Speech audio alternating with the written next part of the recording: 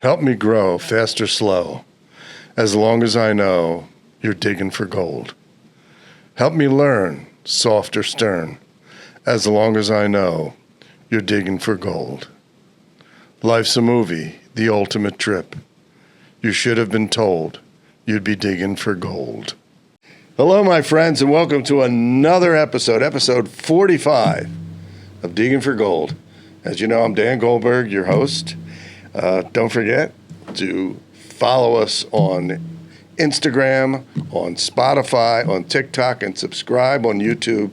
And you can do that by going to dangoldberg.com. All the icons for social media are at the bottom, and just click on them and subscribe. I want to tell you something. We have a guest today whose story is absolutely incredible. It's in his book. If you're watching us, you can see it on YouTube. It is called Welcome to Rock Bottom University, The Ultimate Guide to Rising Up.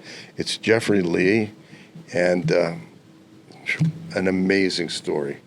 Hi, Jeff. How you doing, man? It's good to be alive. It is good to be alive. And before the cameras rolled, we were talking about how close both of us were to not being alive. Right, correct. Right? Yeah. From incidents in our past. But what drove you to write the book, Welcome to Rock Bottom University? What was it? What were those incidences in life? Well, it was interesting. That was not the book I was planning to write. I was going to write a book about all my success as an executive of some of the great companies I had, how to lead teams, how to manage P&Ls, all that kind of good stuff. But then I had a rock bottom moment. So at this late stage in my career as an executive, it actually happened to be with Campbell Soup, I noticed I started to begin to have some mental health issues. And I didn't see it coming.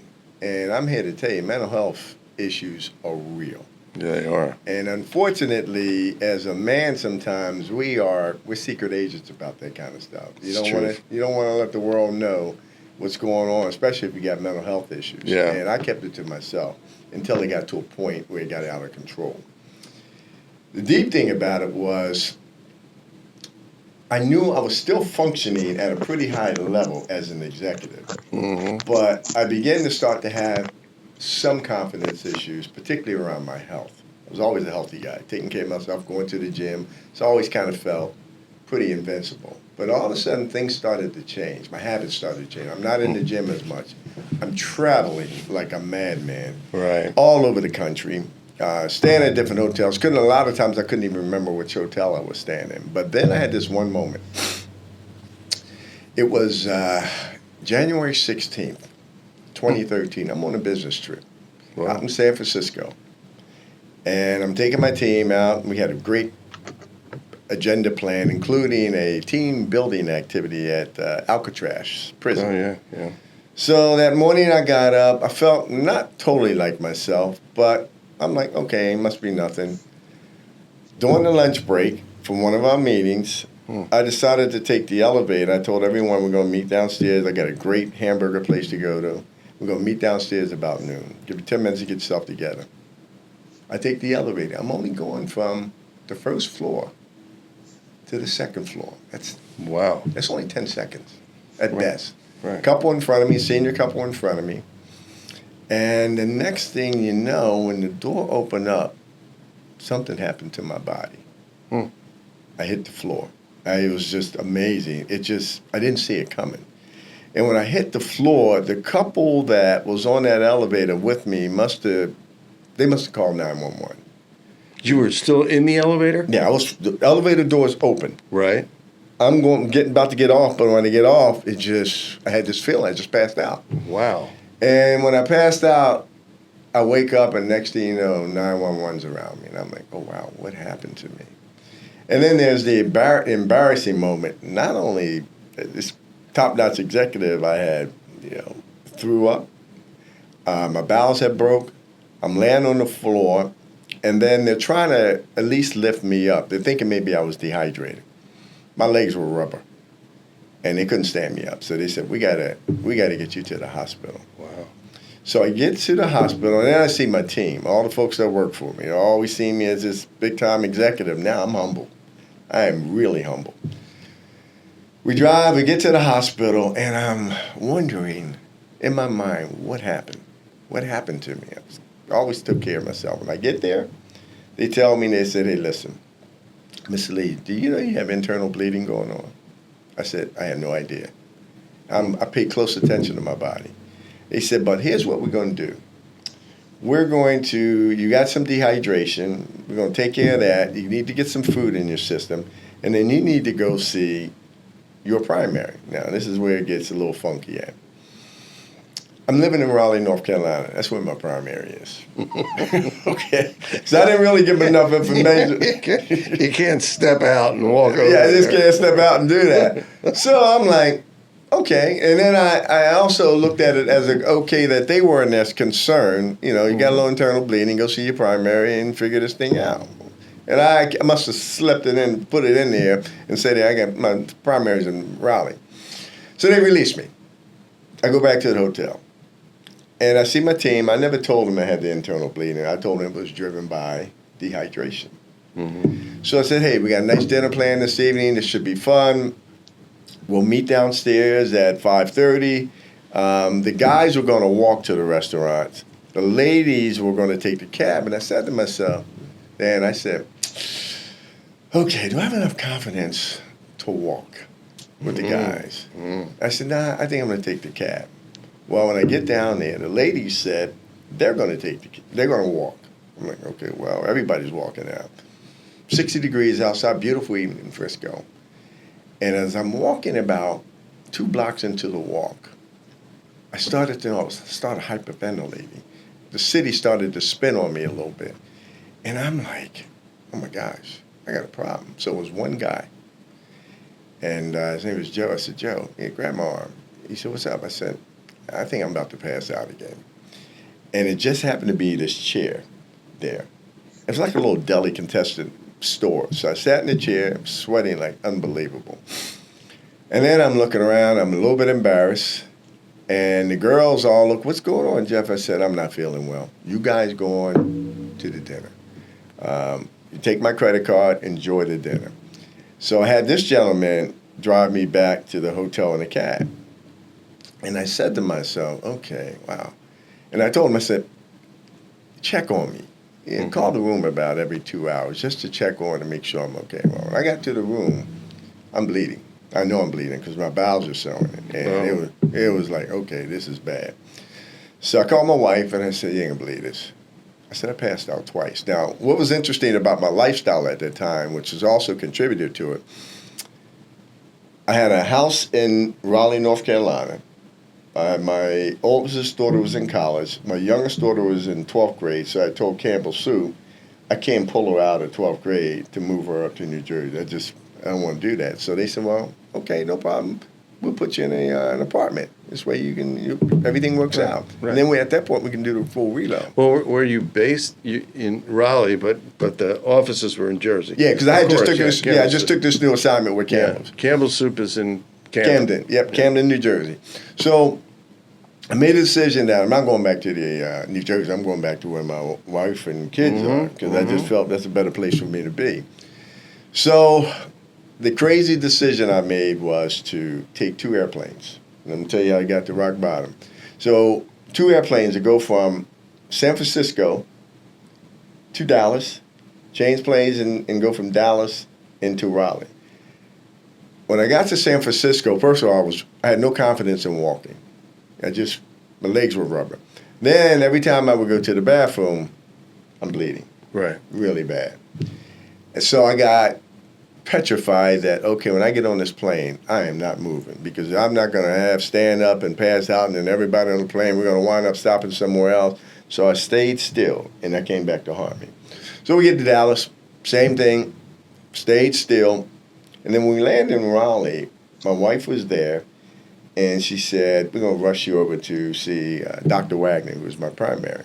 So I go in there, he bends me over, gives me the finger, and he runs out, and I can hear him on the phone talking to the staff over at Duke University, saying, I got this man who's 57 years old. He is bleeding profusely. His blood count is a 4. Blood count didn't mean anything to me. Mm-hmm. I didn't know any of the metrics just didn't.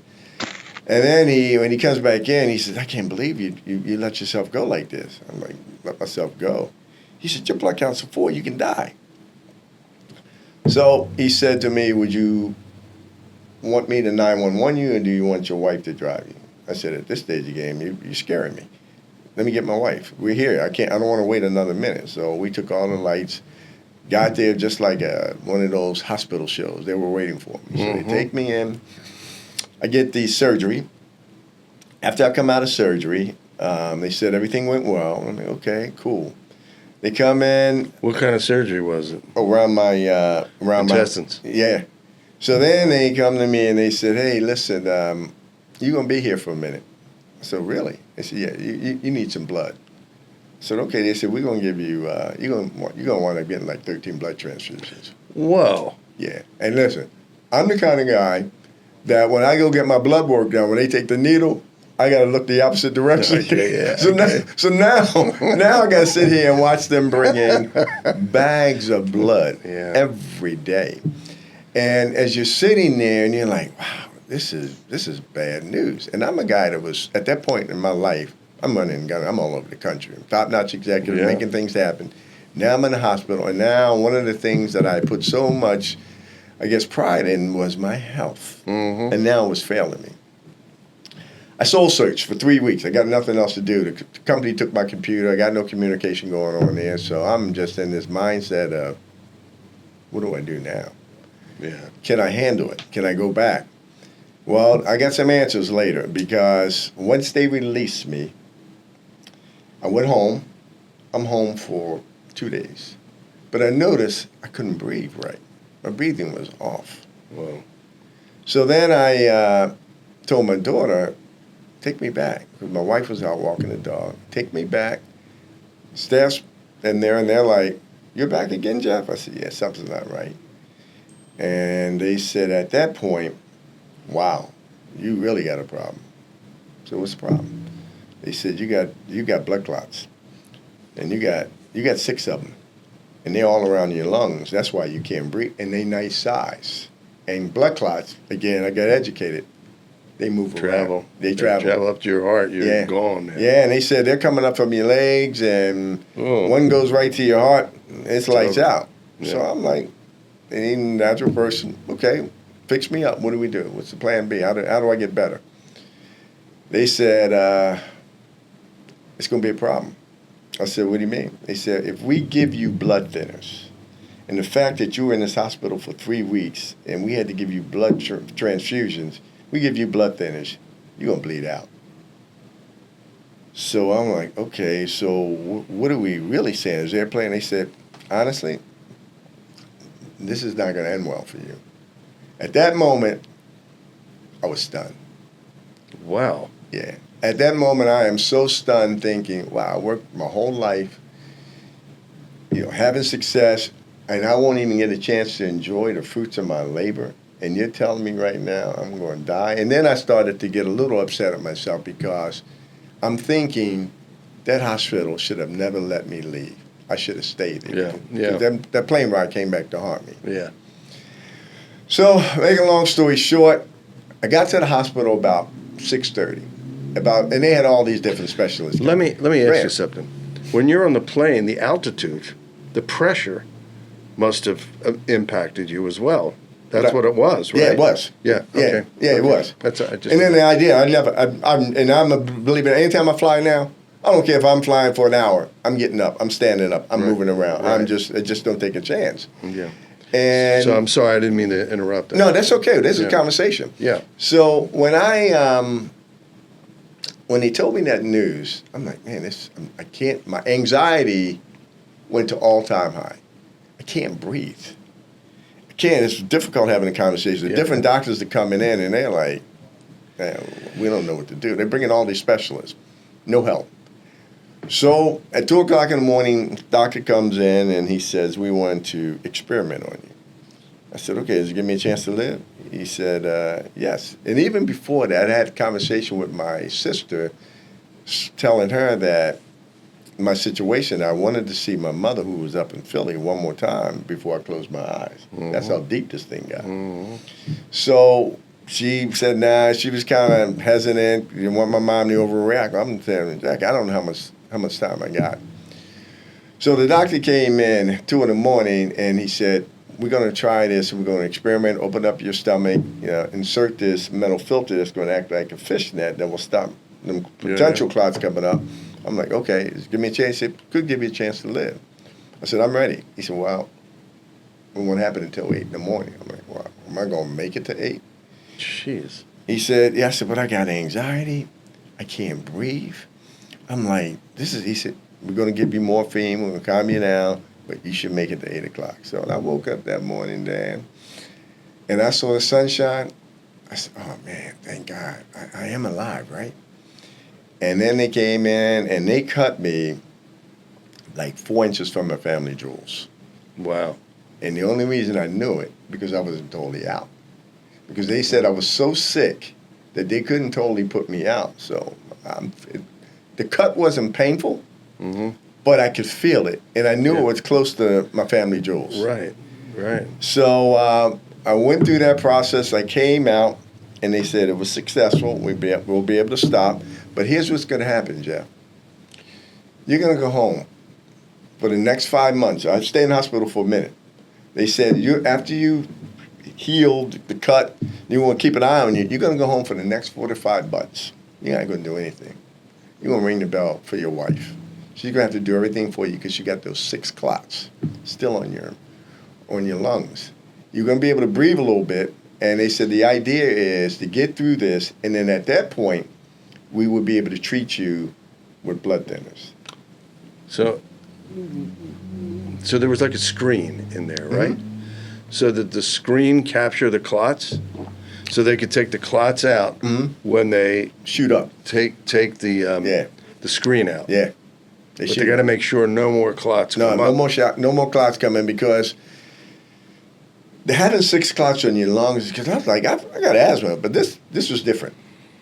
This was a different type of feeling with breathing.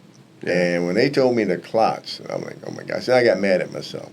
Why did I make that decision? What, to take the plane? Yeah. Yeah. When I should have stayed in the hospital. Then I'm thinking, why would the hospital release me when I get internal bleeding? Because it's a big deal. Bleeding also. Yeah. It's a very big deal. So part of that also, there's some other things I need to add in there. Leading up to that process of the mental health challenges I was going through before I had the culminating event of passing out, because I began to lose some confidence, I started to see a psychiatrist. I saw a psychiatrist. I saw a psychologist. I took Ativan, and I took Prozac. And I'm saying to myself, hold up. Yeah. I'm crazy as a bedbug. I'm in here seeing a psychiatrist, and she's asked me all kinds of questions. Are you thinking about taking your life? Never thought about taking my life. Right. But my sleeping habits were just jacked up. And I've got this big job of responsibility when I'm flying all over the place. And then when she told me that she wanted to up my meds, and I needed to see the psychologist, so I said, am I this bad off? And she came back, she said, we just want to really make sure you're in a better place. And I said, am I going to be doing this the rest of my life? He says, we don't know. And I'm going to tell you something. I went into full-scale depression. Jeez. I mean, full-scale depression. And the thing about it, I was so embarrassed I couldn't tell anybody. My wife was the only one, and my cousin who helped find the psychiatrist. So when I actually recovered, it took me basically 5 years later after that experience to decide to write this book. And when I decided to write the book, my whole mindset changed.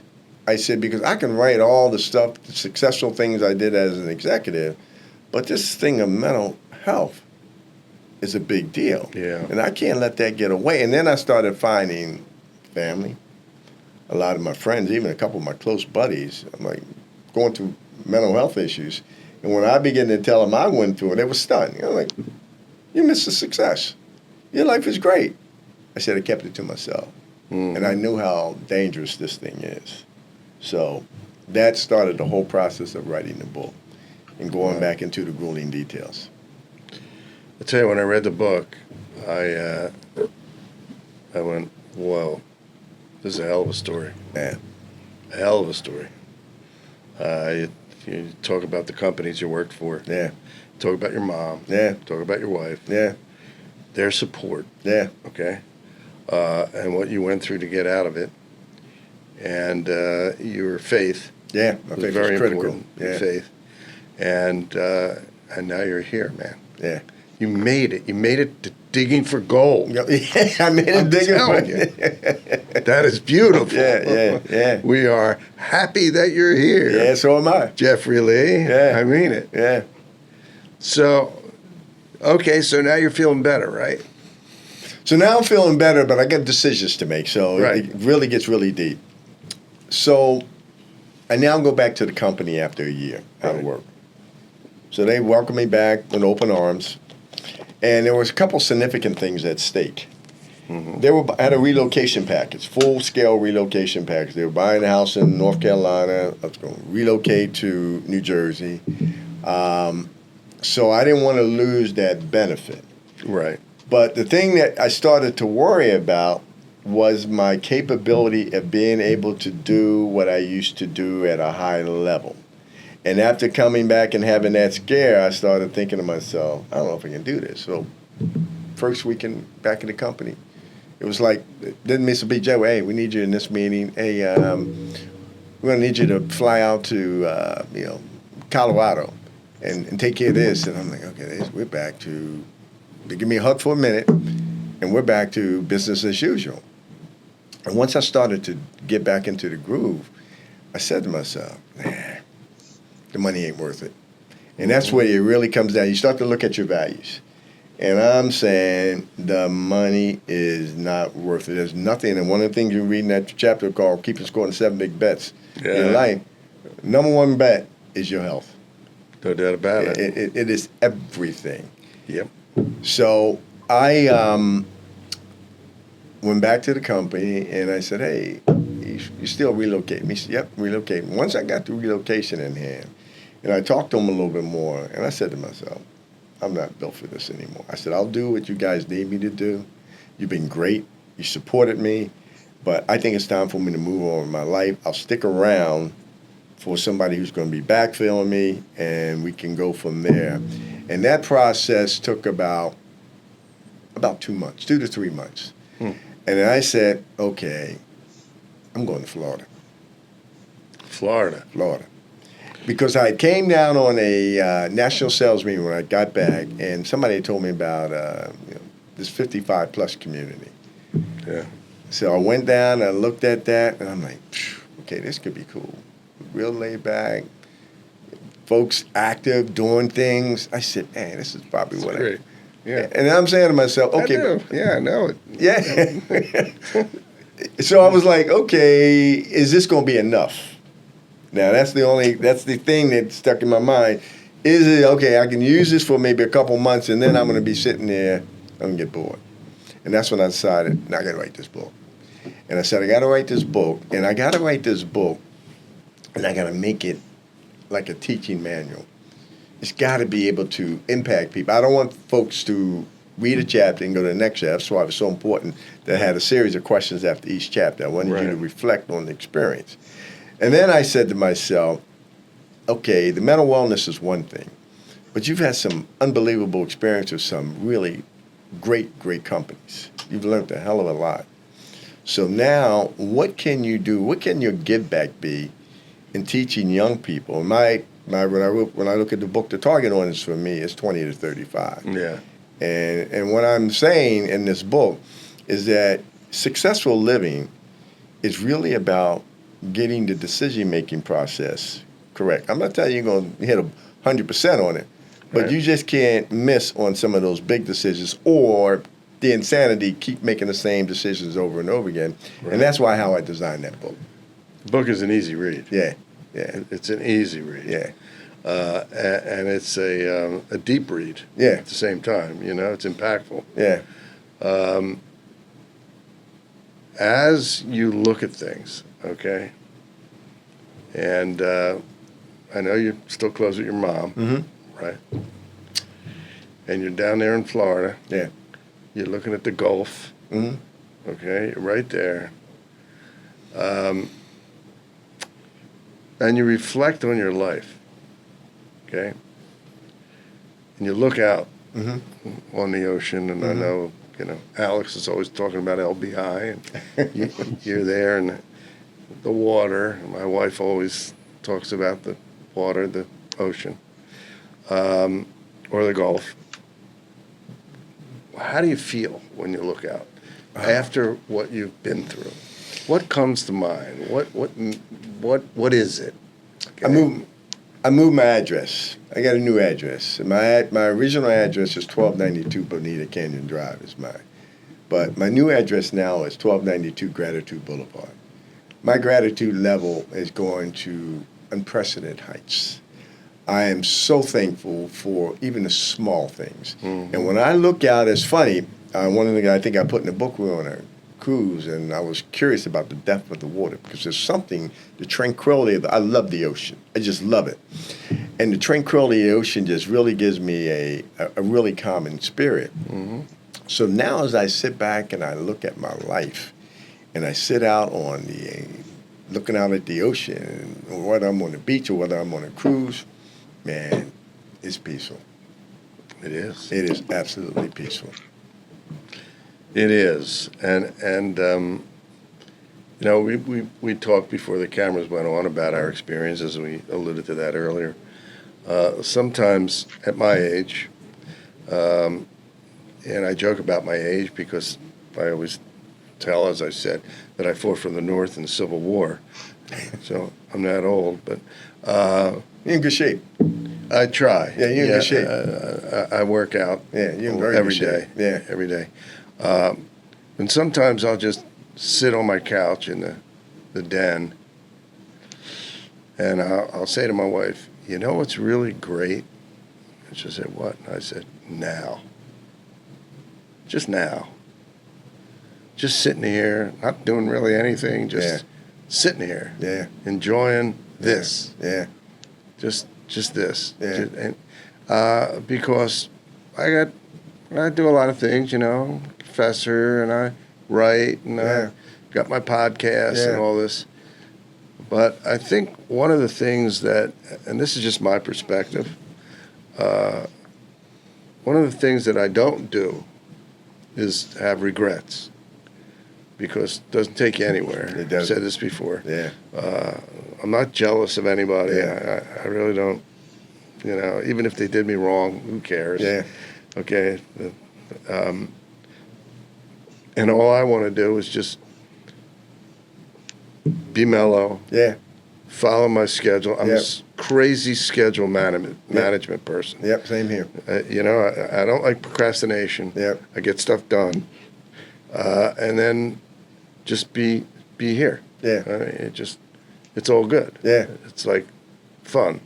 I sit with you. Yeah. We talk. Yeah. I look around, people sitting here in the audience. Yeah. Okay. And it's all cool, and they're all good people. And there's a beauty to that. And, someday we'll all be gone. 100 years from now, none of us will be here. So, that's correct. So you just got to look at it and go, hey, this is okay. Just sitting here. Now, maybe Noor will be around because he's young. Maybe Alex, if they figure out how to live to 150. But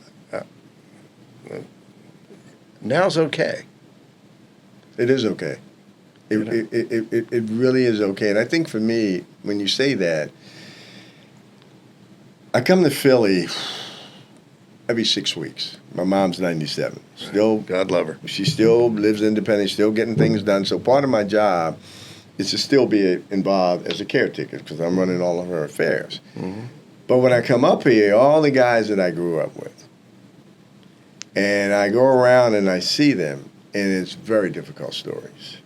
They're physically going through some very difficult situations. Some of them are going through some mental issues. And I notice the conversation, sometimes I actually feel guilty because I don't want to get into a comparison, but when I'm listening to their stories, I'm looking at their physical challenges, in and out of the hospital, barely being able to walk. And the conversations never talk about the future. The conversations are always about the good old days back when we were hanging out, and it's consistent across the board with all my buddies, because the future doesn't look that bright. Right. When you're going through very difficult times, particularly the medical piece. Mm-hmm. And you hear, hey, I'm in the hospital, doctors all the time. So for me, my gratitude meter kicks in. And when I leave Florida, when I leave Philadelphia and I go back home for a minute, I have this. Sometimes the last couple of times I've been taking the auto train up, so that gives me, oh my gosh, Yeah. a lot of time to think. Yeah, you leave out of Orlando, Yeah, right? yeah. And I'm going back home and I'm like, ooh, I got a woosa moment. And I'm very thankful about each day that, comes before me. I try not to allow myself to get too distracted or too distressed about anything. There's stuff going on around me. Sure. So, but I've learned that once God delivered me through this experience I got, and I believe He's got me on this path that He wants me to go out and touch some lives. Yeah. And be as authentic as possible. And that's kind of where I want to go. I was just up at Shippensburg the last couple of days. And one of the things I am proposing to them, and they seem to be very open to it, and I did it, I used the conversation because I met with the dean of business, I met with the provost, I met with a young lady who's running the African American department, and I said, what I'm really interested in doing is creating one of the most powerful leadership boot camps out there for a couple days. And I said, it will be intense, but I can tell you this much. Your students will be, we start out with a small group because I need to touch and feel. I said, they will come out of that experience, and it will shape them for the rest of their lives. Because I was saying, there are decisions that they don't even think about, that I've now sat back and thought about. You got decades of leadership decisions that had to be made. So from the age 20 to the age 30, your decision making may be a little different, and the topics that you focus on may be a little different than the age 30 to the age 40. And oh, by the way, the early part of your decision making may be just about you. But as you move further down the road, you got other stakeholders that you have to take into consideration. Always, yeah. Yeah, so I said, I want to put something really, really, really powerful that gives them, and I said the benefit, yeah, we'll do the career stuff. Yeah, because I've had a lot of success in career. We'll go through some of that. But I said this leadership is really going to be designed around the game of life. That's it, man. Yeah. That is it, And for our viewers and listening, Shippensburg State University, Yep. correct? In Shippensburg, Pennsylvania. Correct. So you know that, okay. It's interesting because I have this view of life like you. Every day is a blessing. Yep. You wake up and it's like, this is a beautiful thing. Yep. And you get out there and it's okay. Yeah. It takes me 40 minutes to get to work, an hour to get to, depends on the traffic, okay? I just, as my wife likes to say, stay in your lane. Yep. Okay? I stay in my lane now, because they got Broad Street in Philly all ticketed up. Boy, when they say, we have cameras, Yeah. and if you're going over 25 miles an hour, maybe they'll give you 5 miles. You'll get a ticket for $100. Wow. Oh, wow. Oh, yeah. And I got a ticket for $100, and I was doing like passing somebody or whatever, somebody's going slow, and I went 38 miles an hour. 38 miles an hour. It's like nothing, okay? $100. Wow. I called up and I said, what is this? I mean, they said, well, you were doing 38. I said, yeah, but I was just for a very short, no, doesn't matter. And this was an organization that handles all the tickets. I forget where they were at. I think in Illinois or somewhere. And they said, it's Broad Street in Philly. We get a lot of calls from Broad Street. Broad Street in Philly is giving out tickets. $100. You going over 25? That's deep. $100. And now when I'm driving to it's my route Yeah. to Temple University, I notice everybody's going 25 miles an hour. And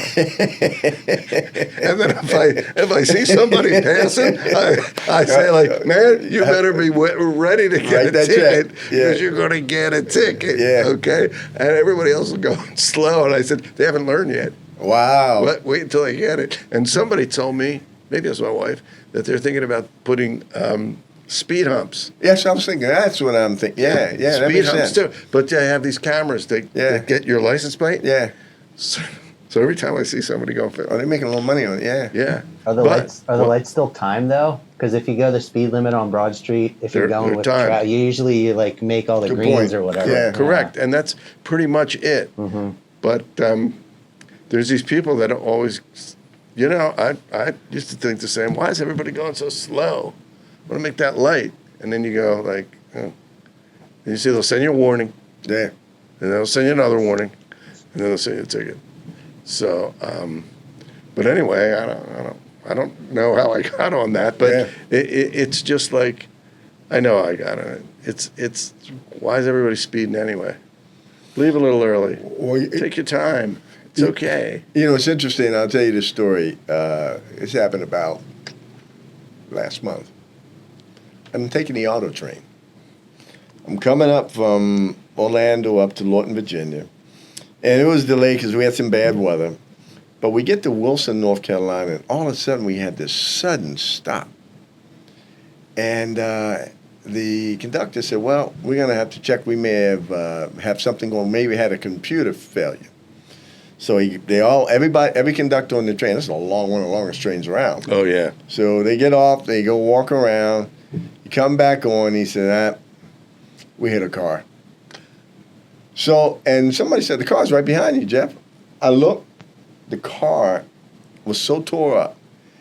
And I'm thinking, did the guy survive? And I'm thinking, why would you attempt to try to cross the tracks with a huge train like where you got to go to so bad Right. that chances are you may not even get there anymore Right. because the guy, all of his bones were broken and he lost an eye.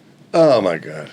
And so to your point, he's like sometimes you wonder where you going, especially in the city streets. Somebody speeds by you, well, you got a red light right down, and unless you're taking the other light, I'm gonna see you at the corner, and I may be riding 30 miles less. Exactly. Yeah. Exactly. So I guess the lesson is just take it slow, and it's all good, you know? You'll get there. Or just plan better. Or plan better. Yeah. Leave earlier. Yeah. I know that that's what I do. Yeah. I mean, I'm usually there an hour to an hour and a half early because I don't want to get caught in the crazy traffic, you know, and so I'd rather get up early in the morning and mosey on in and, take my time and do some work in my office, and it's okay. But life is a trip, man. And people, is. And I say this to my students, and I said it to my son, and I mentioned it here on the podcast, and you're a perfect example of this, because you never know what's going to happen in life. You don't. You don't know. And all of a sudden, if you're a student and you're 20 or 21 or 22, like that, you'll be 75. I always say that. Like that. It's I always say that. It's like when you go to Philly and you see all your old friends, right? Yeah. And you're looking around and they're all your age and they're having their problems and you've had your successful things and problems, as we all have. You go like, hey, man, you're 75. You're 78. Yeah. You're almost 80. Yeah. Okay? Yeah. And it's like, where'd it go? Yeah, time flies. Time does fly. It really flies. Yep. And it flies, I've said this before in the podcast, faster the older you get. Because if you look at a clock and let's say you're 10 years old and that clock is up there, an analog clock, not a digital clock, and all of a sudden you're 1/10 of an hour, okay? But when you're in your late 70s, it's not even a minute. Yeah.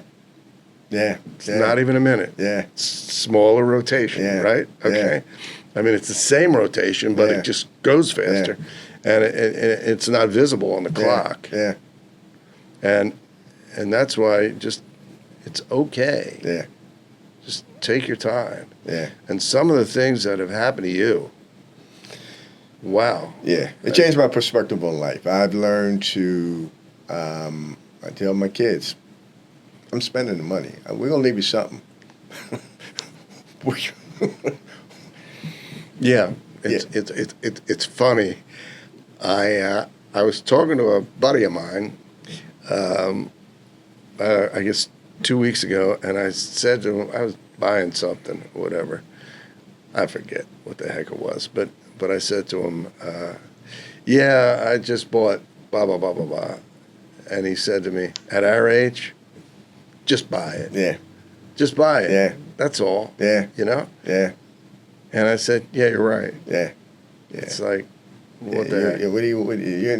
You're deep down in the back nine. Right. Yeah. Exactly. You know, we're on the other side of the mountain. Yeah, on the other side of the mountain. So, and this is for everybody out there. I mean, I know my students watch the podcast. My friends watch the podcast. There's a lot of people out there. We get people all over the world. Yeah. UK, Turkey, Argentina, all over the world. And my friends, my viewers and followers, just listen to Jeffrey and the few things that I'm saying and just enjoy life. Don't get everything in an uproar over dumb crap. Yeah. Yeah. Okay? People get so upset over ridiculous small things. stuff. Small stuff. It has no value. Yeah. You know it. Yeah. You know. And on your deathbed, right? Mm-hmm. No one ever says on your deathbed, on their deathbed, oh, I wish I would have had more money. That's Or I correct. wish I would have had that bigger house. Yeah. No, they just say, I wish I would have had more time. That's all. It's interesting. I put a survey in the book. I did a research on hospice. And in the survey came back, the number one comment that was made from people on their deathbed is, I wish I would have lived a life more true to myself and not what others expected of me. Right. Right. Yeah. That's it. Yeah. Because there is a thing we work too often with jobs we don't like. Yeah. I'm trying to remember it. It's on my phone. Is it from Fight Club? What? No, Is it from Fight Club? it's not from Fight Club. Maybe it is from Fight Club. I don't know. But we work with people. We work in a position we don't even like. We work with people that we're not happy with, and we buy things to impress people who don't even care about us. Yeah. Mm-hmm. Is that from Fight Club? I think it's like Something like Something that. like that. Yeah. And it's true. It's true. It's true. It's like, why? Well, now I think the other piece to it now, though, which is very different, is you have a microwave generation. It's true. Yeah, this microwave generation says, I want it now. I'm not looking to pay that price or that long-term investment that you think it's going to take before I can do what I need to do. And it's going to be fascinating because there was an interesting article in the Wall Street Journal last week, and I brought it up at the Shippensburg board meeting the other day because this is an interesting conversation. And it talked about our leadership for young people is in trouble, and they were focused on Generation Z, which I think is age 14 up to age 29.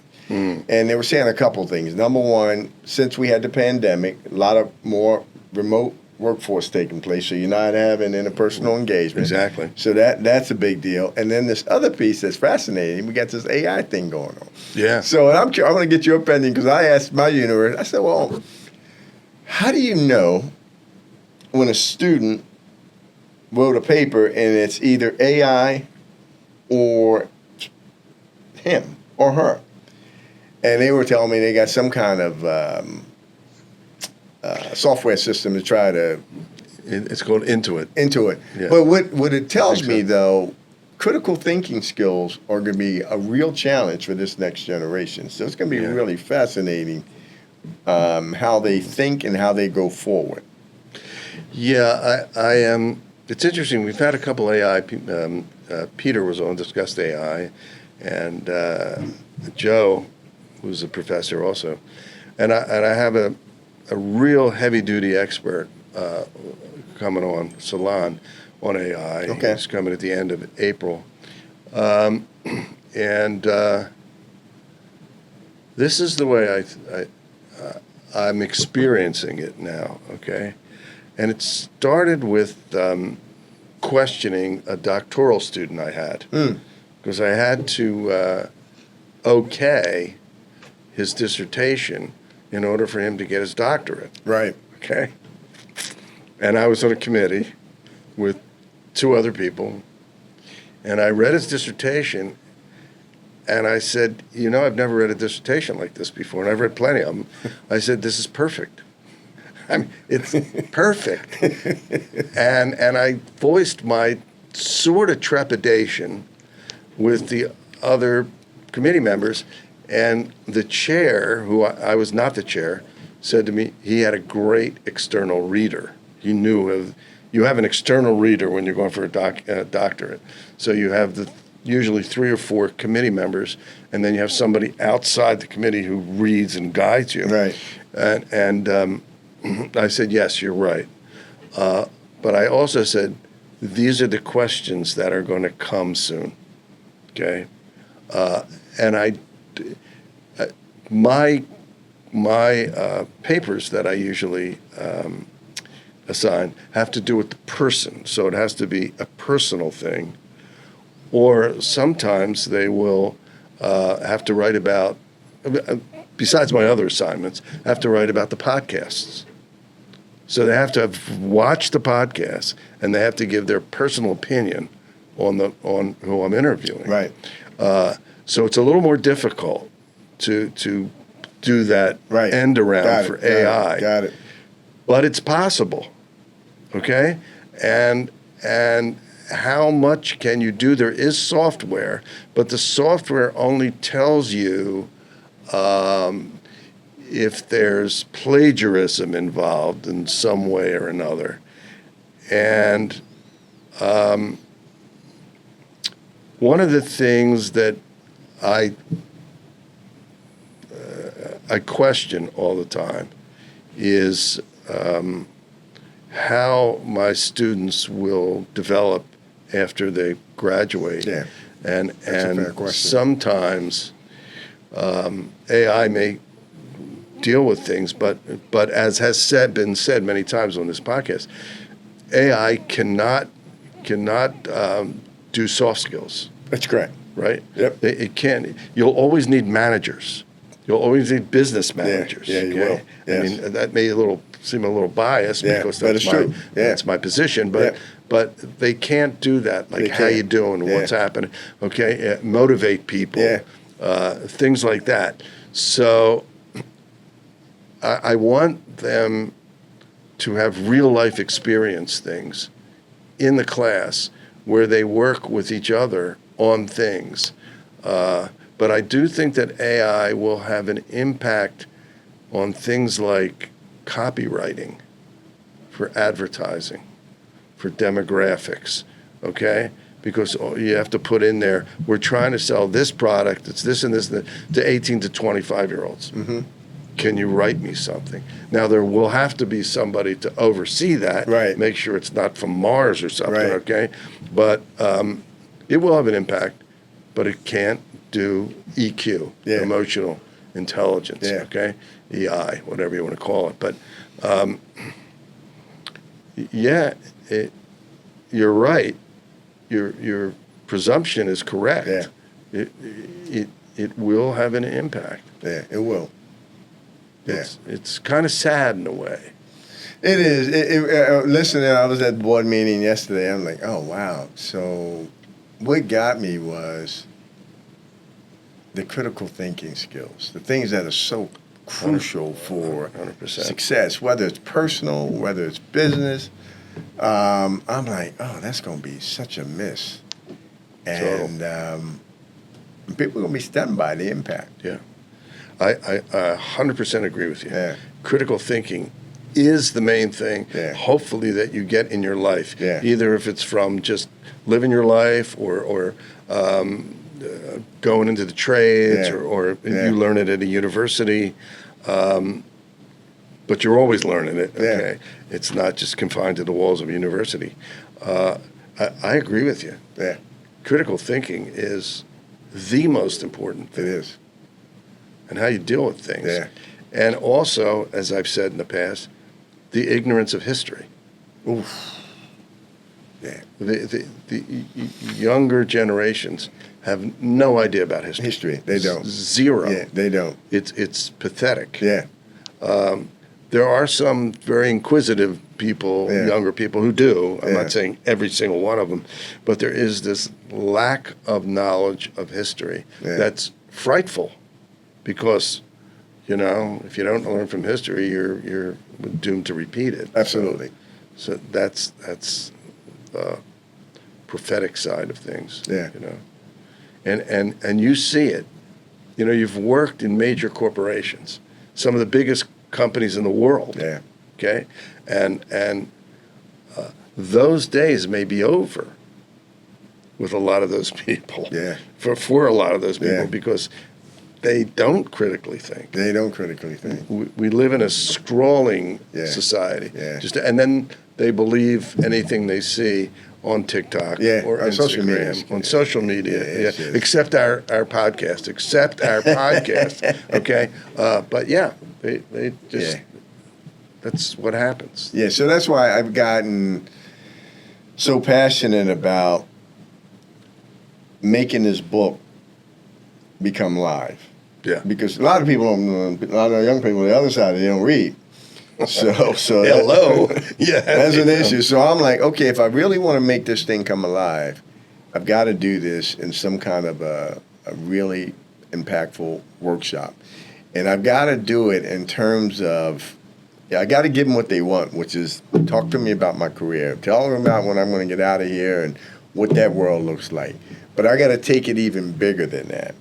And one of the things when I sit back and I look at some of my friends, and I said to them, I look at them and I'm like, wow, when we were kids coming up, we played sports.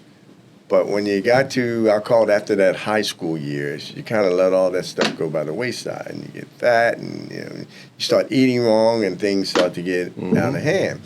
And I'm a firm believer, man. If I can do any other messaging for young people today, man, make that deposit in your physical and mental and emotional health early on, and stay consistent, just like you're depositing in a 401k or a stock.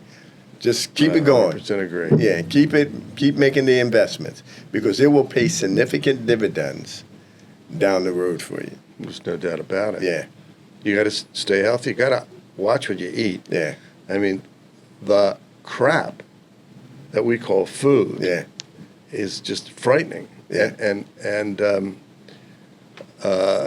a lot of times I have international students, and I'll say to them, what's the thing that you notice most about the United States? And a lot of times I go, the food. It's not good. They'll say it's not good. And that's very interesting to me, because... and then the quantity. And the quantity. Oh, my God. We eat like this. It's sort of like, why do we think we're cows? Yeah, right. Okay? So that we eat like a cow and then Right. become one. Right, Okay? right, So, exactly. Then we become and one. then the crazy thing is, then you take a drug to lose the weight that you could have lost by not eating a lot. Yeah, that is crazy. Somebody's making money off of this deal. Yeah, It's almost like, hey, you feed them this, and we'll give them that. yeah, Okay? Yeah. So we'll both make money. yeah. Right? I mean, I know it's not really like that, but you never know. It might be a little bit. Yeah, a little bit. I mean, Yeah. drugs You're right. are- A little bit. Yeah. They're moving. Yeah. I don't know if they talk to each other, but who knows? Okay. I mean, it is something worth thinking about. Yeah.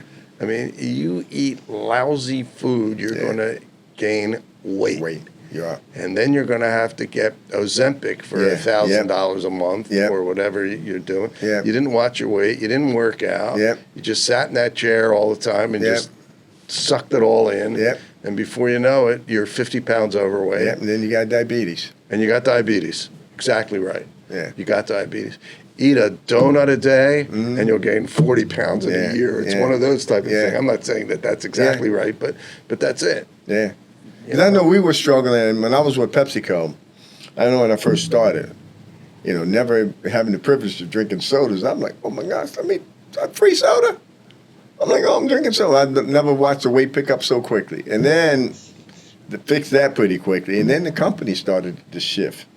Because they're like, you know what, we're getting a lot of negative press on obesity with sugar drinks. Mm-hmm. So, and then I remember having so many executive meetings. Now, the way we work, you had the parent company, which sold the concentrate products, and then you had the bottlers that distributed the operational side of the house. Sure.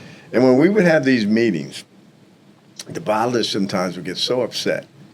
Why you keep pushing these good-for-you type products? Like, you're not waters and the teas, and you're not talking about what's on the front of our buildings, the Pepsi and the Mountain Dew. And I remember a couple of times saying, let me look around. There's about 20 guys in this room. I don't see one of you guys drinking a Mountain Dew. You're all drinking water.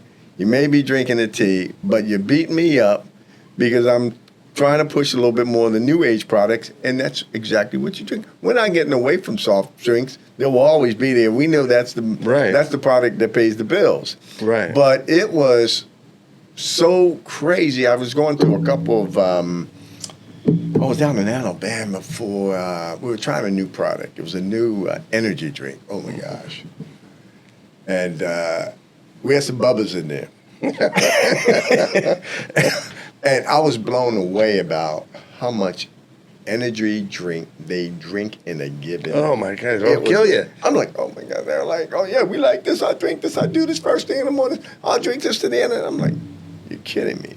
And I'm like, that's great. Wasn't there a kid who died from drinking too many energy drinks in a day or something? Yeah, I believe that. Yeah, it's, hey, just get a good night's sleep. Yeah. Eat good food. Yeah. And work out.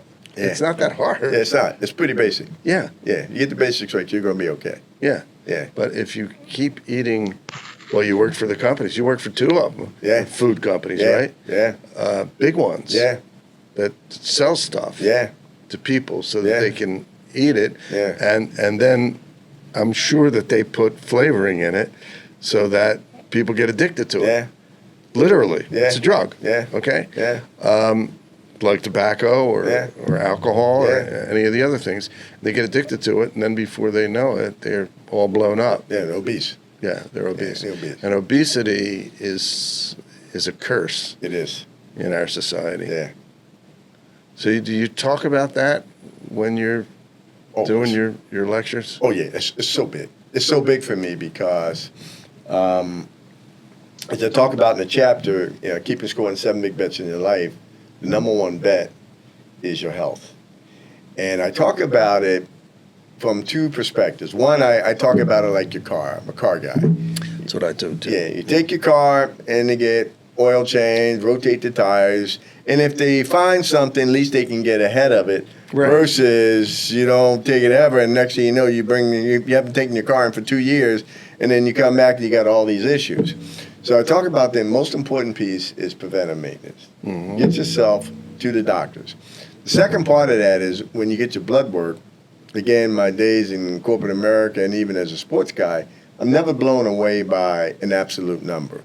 I live off of trends. Let me see what the historical perspective looks like to how we got here. If I'm not paying closer to the trend, shame on me, but I'm never blown away by an absolute number. I talk a great deal about the importance of looking at all aspects of your body. I mean, do you go to the dentist? And I'm in Florida, and people say, black don't crack. Well, let me tell you something.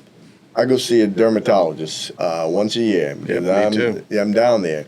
Eye doctors, the dentists, hearing doctors, all the basic stuff that if you just do the basics right, and keep an eye on your blood work, and if you exercise, you got a shot. Yeah.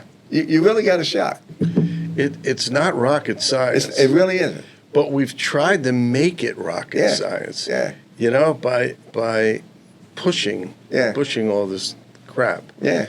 And when you go, and you've been to lots of other countries, I'm sure. Yeah, right? I have. And you see that people don't look like Americans. They don't. You know, they're slimmer. Yeah. They eat better. Yeah.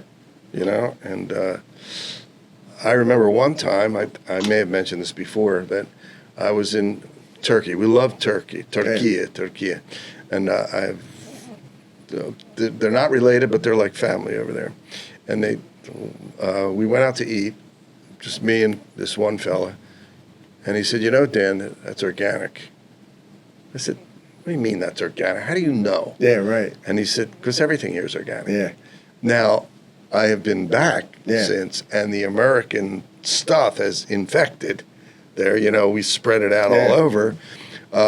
So it has all the chemicals in it. I'm not saying that they allow all those things in, but our food goes into other countries. And that's why one of the reasons why there's an imbalance in import-export of agricultural products because of what we spray and do these other things, but and what we feed our poultry and stuff like that. But you don't see the obesity. You don't. In other countries. Now, what you will see is they do smoke a lot over there. They do. Yeah. Especially in Russia. Yeah. Places like that. Yeah. Yeah, they do smoke a lot. Yeah. We don't. Yeah. No. We don't. That's one good thing. Yeah. We don't. And drinking. Yeah. From what I understand, Gen Z doesn't drink as much. No, they don't drink it. Yeah, I agree. Yeah. And overseas in France and places like that, they grow up drinking wine. Yeah. So it's not a big deal. Yeah. Right? But, wow.